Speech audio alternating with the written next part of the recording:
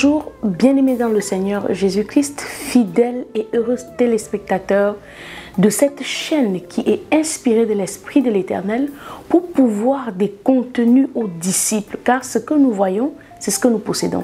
Et si nous regardons mal, notre possession peut nous être volée. Il est donc intéressant que tu comprennes que les contenus que tu regardes affectent ta foi. Oui, les contenus que tu regardes peuvent te disqualifier de ta possession. Il est donc important que tu saches que comme Josué, lorsque tu regardes aux géants, il peut être difficile que tu entres dans ton Canaan. Donc bienvenue à votre émission à la lumière des psaumes, sous la lumière du psaume 70, que notre Dieu vous fasse du bien. Dans la compétence du service pour la nouvelle alliance, Dieu a prévu de faire pour nous tous aujourd'hui par le biais de Jésus-Christ, car nous sortons de la résurrection, nous sommes en train de célébrer la résurrection de notre Sauveur. Mais il est encore important que tu comprennes quelles sont les clauses, en quoi est-ce que cela t'est profitable. Parce que lorsque nous recevons souvent l'évangile, des gens viennent vers nous avec la parole, mais il est important que la parole nous soit révélée pour qu'elle se fasse chair en nous. On peut recevoir le Seigneur Jésus-Christ sans comprendre vraiment quels sont les bénéfices de la nouvelle alliance. Et donc, Dieu dans la nouvelle alliance fait de nous tous un royaume de sacrificateurs.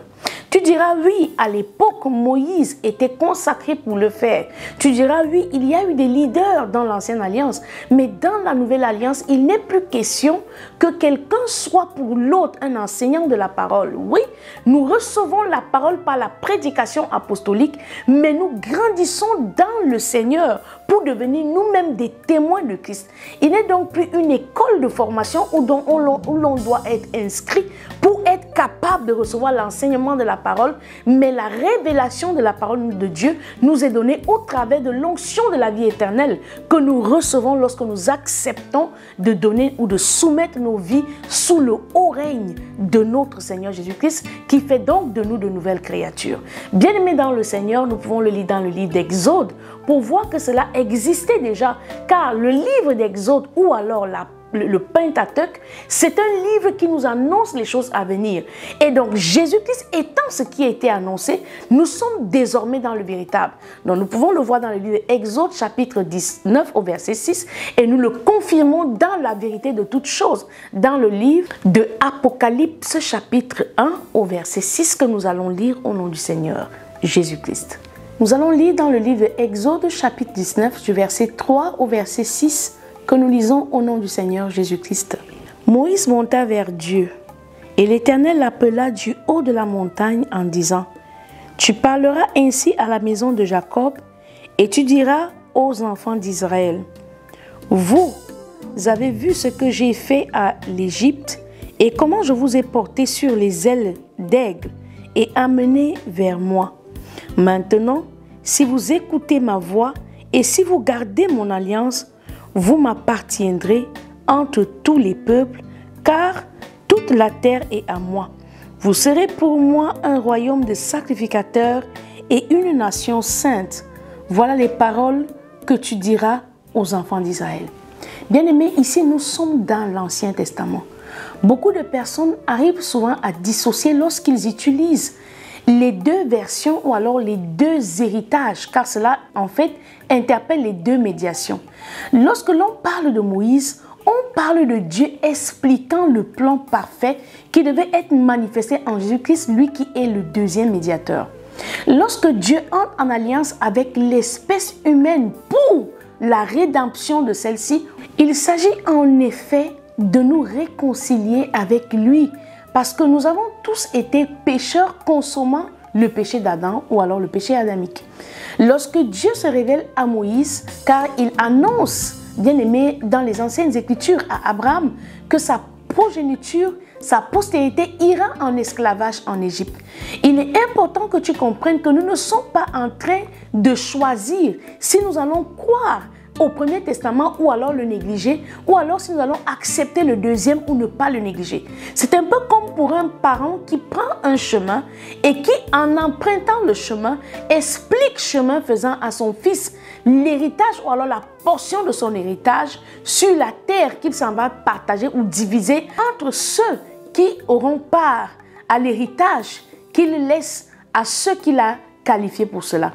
Il est important que tu te situes dans le contexte, car si tu ne comprends pas ce qui est annoncé dans la première médiation, tu vas mal recevoir la puissance de la deuxième maison, parce que la deuxième maison vient te faire comprendre que si tu n'as pas pu te positionner dans toute la première médiation, il vient être pour toi ce moyen par excellence pour être réconcilié avec Dieu. Il est donc nécessaire de savoir que lorsque Dieu parle ici d'un royaume de sacrificateurs, il dit donc que les choses qui ont été annoncées, ou alors l'ombre des choses véritables qui est prêchée dans l'ancienne alliance, ce sont ces choses-là qui deviendront donc pour toi et moi un droit légal par le sang de Jésus. Alors à l'époque, Moïse devait vivre dans un certain état et il devait avoir une certaine attitude pour avoir accès au lieu saint. Et à l'époque même d'Aaron, il nous est révélé que lorsque les sacrificateurs entraient dans le lieu très saint, on leur attachait une corde autour de la hanche, parce que l'on avait peur que pour n'avoir pas été dans toute la sanctification, dans le lieu très saint, ils pouvaient mourir, parce que la gloire de Dieu était telle qu'on ne pouvait se rapprocher de Dieu sans être soi-même pur au préalable.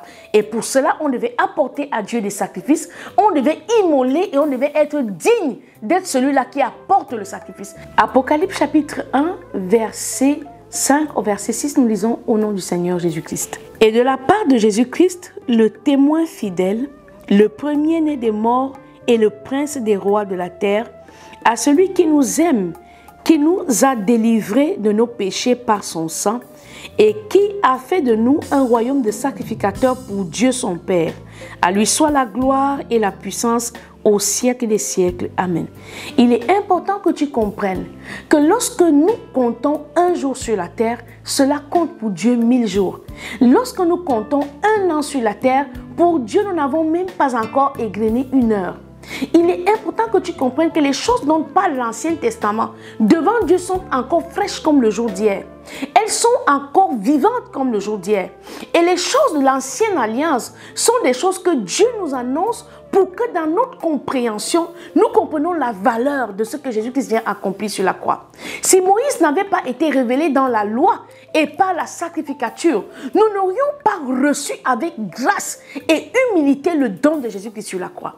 Parce qu'au regard de la loi, nous pouvons contempler qu'il est impossible par la chair d'accomplir la loi. C'est ainsi donc la miséricorde accomplie par Jésus-Christ qui nous permet désormais d'être régénérés, réconciliés avec Dieu, nous introduit dans la sacrificature en faisant de nous des participants de l'aspersion du sang de Christ.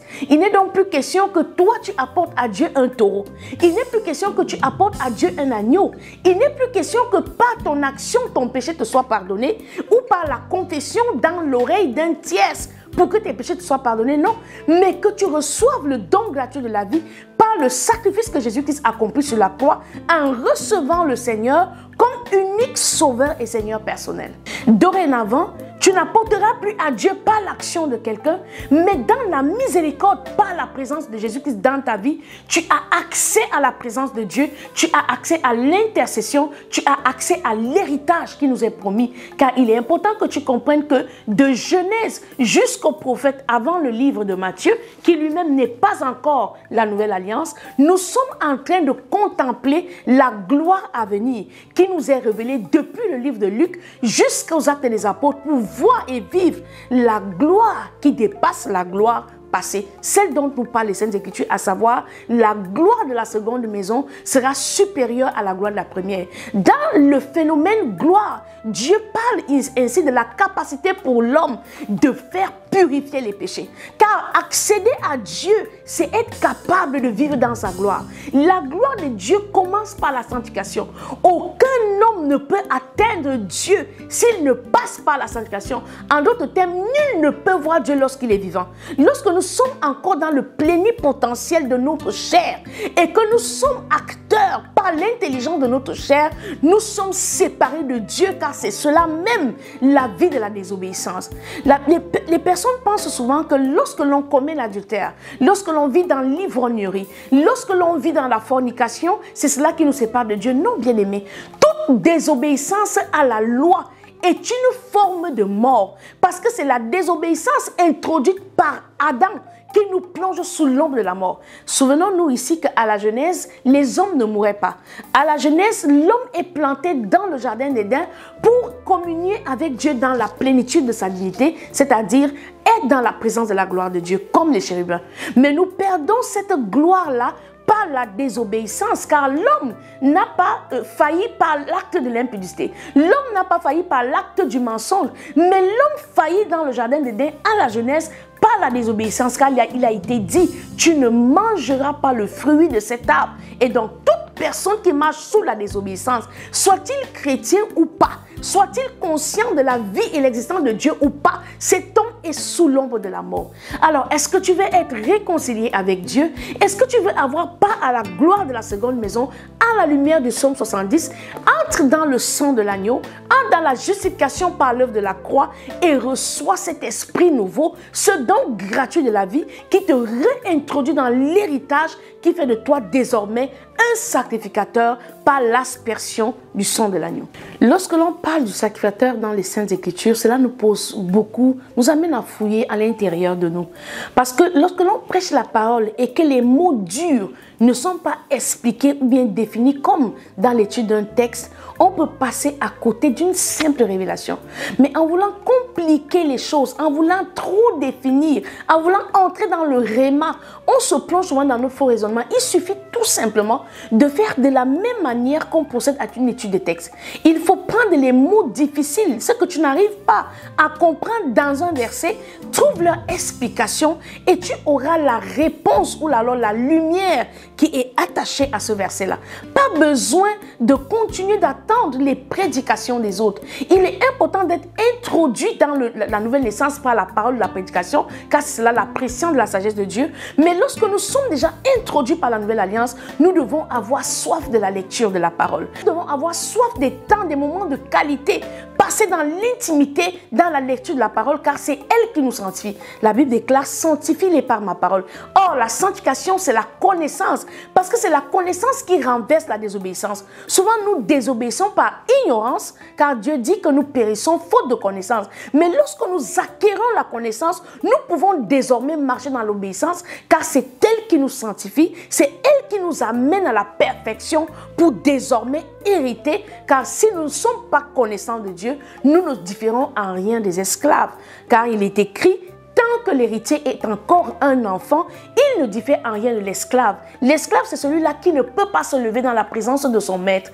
L'esclave, c'est celui-là qui n'a pas de repos. L'esclave, c'est celui-là qui coule sous les jougs de la malédiction de sa famille. L'esclave, en d'autres termes, c'est celui qui n'a pas de choix et dont la vie dépend des ordonnances d'un tiers et pourtant, il a été acquis au prix du sang de l'agneau. Alors, le sacrificateur, selon la Bible, bien-aimé dans le Seigneur, c'est un ministre préposé pour faire les sacrifices. En parlant de religion qui pratique des sacrifices, les sacrificateurs s'emparèrent de la victime. Lorsque l'on parle de sacrificateur, on parle de celui qui a le droit d'apporter sur l'autel le sacrifice. Que tu sois dans les choses de la coutume, ou que tu sois dans les choses de la religion, ou alors que tu sois en relation comme les temples de l'Éternel avec Dieu, il y a toujours un sacrificateur. Celui-là qui a le droit légal spirituel d'entrer au lieu de l'autel avec le sacrifice. Et maintenant, les Saintes Écritures te disent que dans la médiation de Moïse, cela était une promesse. Aujourd'hui, par Jésus-Christ, cela est une réalité. Tu n'as plus besoin que quelqu'un t'introduise dans la présence de Dieu, mais par le sang de Jésus-Christ, tu as désormais le droit de prendre ce sang qui a été versé, l'amener toi-même à l'autel où ta vie trouvera désormais un nouveau sens. Cela nous amène à la deuxième question que n'importe qui ou alors celui qui nous écoute peut se poser. Qui donc est le sacrifice? Et qu'est-ce qu'on appelle sacrifice? Dans la définition de notre dictionnaire, selon les Saintes Écritures bien évidemment, il est écrit « Le sang du sacrifice pour le péché est le même, destiné à faire pièce à tout ce qui est facteur de mort et qui entrave la relation avec Dieu. Pour ce qui est des holocaustes et des sacrifices de communion, le sang n'est pas davantage offert à Dieu. Il est aspergé contre l'autel et non sur l'autel. Il est donc important que tu comprennes désormais que lorsque l'on parle du royaume des sacrificateurs et que l'on te dise qu'à cause de Jésus-Christ désormais, toi aussi tu es un sacrificateur, la Bible souligne comme étant participant à l'aspersion du sang. Car lorsque l'on apporte à l'autel un sacrifice, il n'est pas question d'apporter une pièce vivante, de poser un bouc, mais c'est le sang qui compte. Car c'est lui aspergé sur l'autel qui donne la puissance à l'autel, qui peut annuler les réclamations des autels qui jadis ont parlé contre toi, contre tes parents ou contre ta famille. Tu dois donc désormais, par la connaissance de ce qui est révélé à la lumière du psaume 70, te tenir comme le médiateur de ta famille. Tu dois te tenir comme celui-là qui peut apporter le sang de Jésus-Christ sur l'autel pour faire taire tous les autels qui ont tenu ta famille dans la captivité. Il n'est plus question d'attendre que quelqu'un se lève pour toi. Il n'est plus question de croire qu'il faut aller rencontrer un pasteur pour t'amener à remporter cette victoire. Non, tu es un sacrificateur. Désormais, par la mort et la victoire de Jésus-Christ, la résurrection du tombeau, tu deviens un sacrificateur, tout comme Moïse, tout comme Abel, tout comme Aaron, tout comme Jésus-Christ de Nazareth lui-même, car tu es co-héritier avec lui. Ainsi donc, le psaume 70, dans sa lumière, est un appel au secours d'un homme humilié ou d'une femme humiliée par ses ennemis, lancée à Dieu. Ce qui nous a introduit dans le titre de ce psaume qui est intitulé « Les souffrances des autres nous laissent insensibles ». Bien-aimés dans le Seigneur, beaucoup d'entre nous, lorsque nous souffrons, nous nous consolons de voir qu'autour de nous aussi il y a des gens qui souffrent. C'est pourquoi la plupart des personnes qui sont pauvres marchent ensemble. Et cela, en fait, c'est une forme d'égoïsme. C'est une fausse humilité. Les pauvres se contentent de marcher entre eux parce qu'ils sont satisfaits de savoir qu'ils ne sont pas seuls à souffrir. C'est pourquoi Jésus-Christ veut nous montrer, à la lumière du psaume 70, que cela est un mauvais positionnement.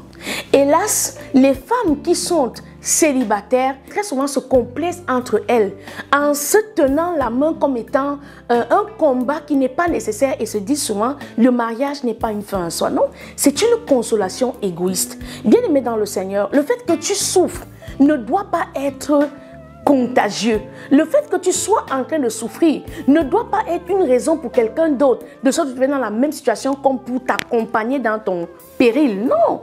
Beaucoup de personnes ayant donné leur vie au Seigneur ne comprennent pas que je peux souffrir aujourd'hui dans mon foyer, mais cela me prépare à un témoignage. Beaucoup ne comprennent pas que je peux souffrir aujourd'hui étant enfant de Dieu, comme chômeur, mais cela ne décide pas de ma vie. Ça ne veut pas dire que je suis arrivé à ma destination finale. Le fait que je souffre ne devait pas être l'apanage de tout le monde. Je peux souffrir mais garder le sourire. Pourquoi? Parce que je sais en qui j'ai mis ma confiance. Alors le fait que je souffre n'est pas une condamnation et ça ne devait pas être une raison de créer un fan club de personnes qui souffrent. Vous allez voir, c'est pourquoi les ivrognes marchent entre eux, les prostituées marchent entre eux, les voleurs marchent entre eux, parce qu'ils se consolent de ne pas être les seuls coupables. Mais c'est là le raisonnement de l'homme. Qu'en est-il de Jésus-Christ? Qu'est-ce que la lumière du psaume 70 nous apporte? Nous poursuivons notre lecture. Au contrario de Jésus-Christ, lui qui souffrait, lui qui dans son affliction et sa pauvreté ne pensait pas à sa propre délivrance. Beaucoup n'ont pas compris dans le Seigneur que la meilleure des prières que tu puisses apporter à Dieu, c'est la prière que tu fais pour les autres. Car tu n'es plus n'importe qui, tu es devenu un sacrificateur.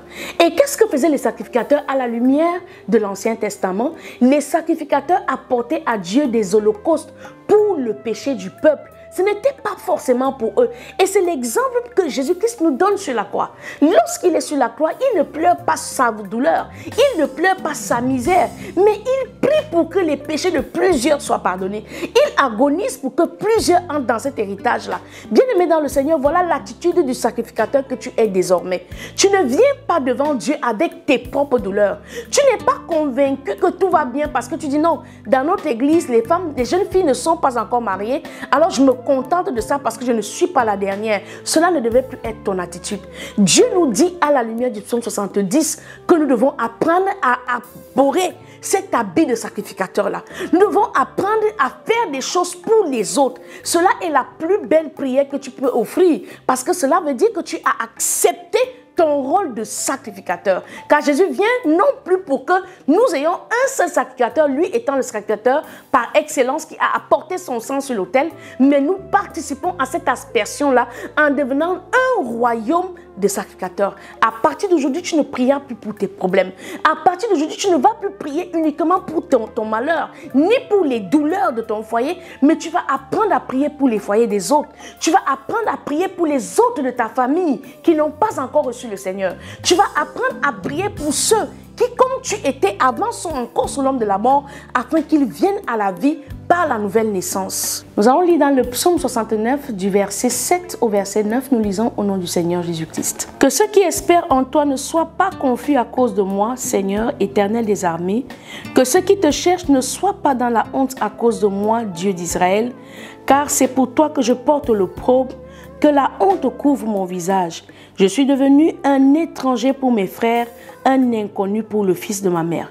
Voilà exactement le positionnement d'un sacrificateur. Nous avons le Seigneur Jésus-Christ par la révélation au travers du Saint-Esprit dans la vie de David qui est en train de prier à la croix. Lorsqu'il est en train de porter l'opprobre, lorsqu'il est en train de gémir sous le poids des autres, lui-même étant innocent, il ne demande pas à Dieu de le secourir, mais qu'est-ce qu'il dit? Que Dieu me donne la force d'accomplir à bien cette mission, afin que par ma vie, les hommes soient réconciliés avec le Père. Voilà ce que le sacrificateur fait. Lorsque Moïse apportait des sacrifices à l'autel, Moïse n'allait pas à l'autel pour lui et sa famille. Moïse allait à l'autel pour le peuple qui devait être réconcilié avec Dieu. Lorsque nous regardons la médiation dans l'Ancienne Alliance, nous allons voir que les sacrificateurs qui ont été établis par Dieu priaient pour les autres. C'est pourquoi David, prophète juge, a été engendré pour venir introniser les rois. Et pourtant, lui-même n'étant qu'un instrument de la sacrificature. Il faut que tu comprennes que les voies de l'Éternel pour la nouvelle alliance, c'est de le craindre et d'arborer la stature et la nature de Christ. Jésus-Christ, par son obéissance, magnifiait Dieu. Jésus-Christ, par son obéissance, nous montrait le chemin par lequel nous devons passer. Beaucoup connaissent ce verset qui dit « Or, la parole s'est faite chair, elle est le chemin, la vérité, la vie, elle s'est faite lumière. » Mais beaucoup n'acceptent pas passer par le chemin. Lorsque l'on parle de Jésus-Christ, lorsqu'on dit que l'on est chrétien, on dit en d'autres termes que l'on est un imitateur de Christ. Lorsque l'on est un imitateur de Christ, on vient d'accepter notre rôle de sacrificateur. C'est-à-dire celui qui intercède pour les autres. C'est-à-dire celui qui porte le fardeau pour que dans ta génération, les femmes qui ne se mariaient pas dans ta famille désormais accèdent au mariage. Tu deviens en d'autres termes un intercesseur par conséquence. Celui qui est un sacrificateur, c'est celui qui plaide pour les autres. Celui qui est un sacrificateur est celui qui gémit, qui porte le fardeau pour les autres. Jésus-Christ aimerait, à la lumière du psaume 70, que tu comprennes désormais que lorsque tu vas vers lui avec des sujets de prière, tu fais bien parce que tu découvres qu'il est ton sauveur. Mais lorsque tu veux te tenir dans l'héritage des fils, il faudrait que tu arbores le vêtement de sacrificateur. Le sacrificateur, c'est celui qui prie pour les autres. C'est un intercesseur. C'est celui qui porte les fardeaux des autres comme étant celui qui croule sur le poids des péchés. C'est pourquoi, bien-aimé, Dieu aimerait aujourd'hui que tu comprennes qu'il y a un choix de camp. Il y a le choix d'être du camp des méchants, c'est-à-dire ceux qui prennent plaisir à voir le malheureux tomber dans les pièges qu'ils ont formulés. Et il y a le camp de ceux qui sont innocents, c'est-à-dire ceux qui espèrent voir la justice de Dieu, comme toi et moi, ceux qui attendent de voir le secours de l'Éternel, évidemment faire de nos ennemis son marchepied, car nos ennemis sont les ennemis de notre Dieu. Luc 33, du verset 31 au verset 42, nous lisons au nom précieux du Seigneur Jésus-Christ. Car si l'on fait ces choses au bois vert, qu'arrivera-t-il au bois sec? On conduisait en même temps deux malfaiteurs qui devaient être mis à mort avec Jésus. Voilà le positionnement que Dieu veut que tu aies lorsque tu traverses des moments difficiles, ou alors lorsque tu regardes ta famille et que tu te rends compte que toi tu as déjà accès à la lumière et les autres sont encore dans les ténèbres. Lorsqu'ils furent arrivés au lieu appelé Crâne, ils le crucifièrent là ainsi que les deux malfaiteurs, l'un à droite, l'autre à gauche. Il est important que tu comprennes pour tous ceux qui sont adeptes des coutumes où l'on pratique l'adoration au crâne, que cela n'est pas de ta génération. Cela tire effectivement son essence de ce lieu du mont Calvaire, parce que c'était un lieu de mort. Toute personne qui adore les crânes ou qui va dans cette coutume-là s'attache à cet esprit de mort. Car c'est exactement à ce lieu que l'on a condamné l'innocent que l'on appelle Jésus-Christ. Et vois donc combien vous pouvez être sous le coup d'une manipulation satanique qui effectivement vous vole de manière innocente vos destinées. Les adorations aux dieux de Baal ne seront jamais un lieu de prospérité, mais évidemment un lieu où sont condamnés les innocents comme Jésus-Christ de Nazareth. Lorsqu'il fut arrivé au lieu appelé Crâne, ils le crucifièrent là, ainsi que les deux malfaiteurs, l'un à droite et l'autre à gauche. Jésus dit, « Père, pardonne-leur, car ils ne savent pas ce qu'ils font. » Ils se partagèrent ses vêtements en tirant au sort.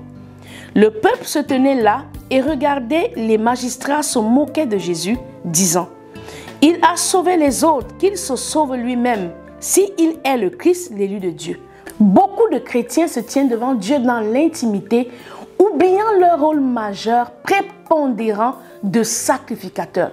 Vous voyez donc Jésus-Christ qui s'en va ici mourir pour des péchés qu'il n'a pas commis. Mais malgré qu'il est dans cette affliction, il demande plutôt le pardon des autres. Et ceux qui n'ont pas la compréhension de qui Dieu est, lui demandent de se sauver lui-même. Beaucoup seront en train de te regarder, croyant que ton Dieu n'agira pas. Te dira, mais montre-nous donc que tu es un sauveur. Bien-aimé, à la lumière du psaume 70, tu comprendras désormais, tout comme Jésus-Christ, que ne t'inquiète pas de ce que disent les gens, attache-toi à ta foi. Car le Dieu en qui tu mets ta foi ne faillit pas. Les soldats aussi se moquèrent de lui, s'approchant et lui présentèrent du vinaigre. Beaucoup de personnes vers qui tu vas, car nous sommes dans ce combat que nous avons commencé et nous menons depuis le psaume 68, nous parlons bien aimé de ceux qui ont cette facilité à dépendre émotionnellement des autres. Nous sommes sur ce combat spirituel-là, le combat de celui qui veut dépendre des autres. Dieu n'aimerait plus que tu dépendes de ton frère, de ta mère ou de ceux qui peuvent t'apporter du soutien. Dieu aimerait, à l'image de Jésus-Christ, lui-même étant le chemin, le premier-né d'entre les morts, te montrer comment vivre ta vie ici-bas. Pendant que les gens t'apporteront du vinaigre, espère en l'Éternel que cela ne te trouble pas, car ils l'ont fait au bois vert. Et combien plus forte raison le bois sec que nous sommes, toi et moi. Il disait, si tu es le roi des Juifs, sauve-toi toi-même. Il y avait au-dessus de lui cette inscription, celui-ci est le roi des Juifs. L'un des malfaiteurs crucifiés l'injuriait, disant, n'es-tu pas le Christ? Sauve-toi toi-même et sauve-nous. Mais l'autre le reprenait et disait, ne crains-tu pas Dieu, toi qui subis les mêmes condamnations? Pour nous, c'est justice, car nous recevons ce qu'ont mérité nos crimes. Mais celui-ci n'a rien fait de mal.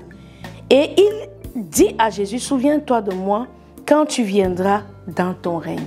Bien-aimé dans le Seigneur, à la lumière du psaume 70, tu sais désormais, pendant que tu es accablé, pendant que tu croules sous le poids des accusations injustes, ou alors pendant que tu es en train de vivre le contraire de ce qui t'a été annoncé par les prophètes, ne te concentre pas sur ta personne, ne te focalise pas sur ta douleur, mais intercède pour quelqu'un qui traverse peut-être même pire ou moins que toi, car c'est cela la sacrificature, c'est cela que tu es devenu par Jésus-Christ, un royaume de sacrificateurs, des gens qui par l'aspersion du sang de Christ intercèdent pour leur famille, intercèdent pour leur foyer, intercèdent pour leur voisinage, pour leur entourage, car c'est ainsi que nous sommes ressemblants à Christ. Psaume 70, nous lisons au nom du Seigneur Jésus. Au chef des chants de David, pour souvenir. Ô Dieu, à toi de me délivrer, Éternel, à toi de me secourir, qu'ils soient honteux et confus ceux qui en veulent à ma vie, qu'ils reculent et rugissent ceux qui désirent ma perte,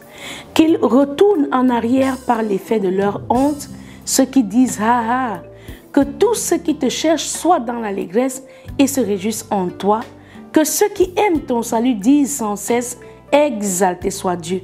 On a ici le Seigneur Jésus-Christ qui continue, malgré sa peine, d'intercéder pour ceux qui, comme nous aujourd'hui, mettront leur foi en Dieu. Car Jésus-Christ est ce pont, j'aime souvent le dire. Il est le pont qui s'est établi entre le fossé du séjour des morts, de la mort éternelle, et la vie éternelle. Il est ce pont-là qui s'est établi pour que ceux qui sont dans l'ombre de la mort puissent retrouver par le chemin Jésus-Christ, le chemin de la vie éternelle pour entrer dans la plénitude de la réconciliation avec notre Dieu. Moi, je suis pauvre et indigent. Ô Dieu, hâte-toi en ma faveur. Tu es mon aide et mon libérateur. Éternel, ne tarde pas. Oui, notre Dieu ne tardera pas dans cette situation. Il te fera voir la lumière qu'il a magnifiée en Jésus-Christ en le témoignant par la résurrection le 3e jour. C'était ton émission à la lumière du psaume 70. Rendez-vous pour un prochain numéro. Que notre Dieu te fasse du bien.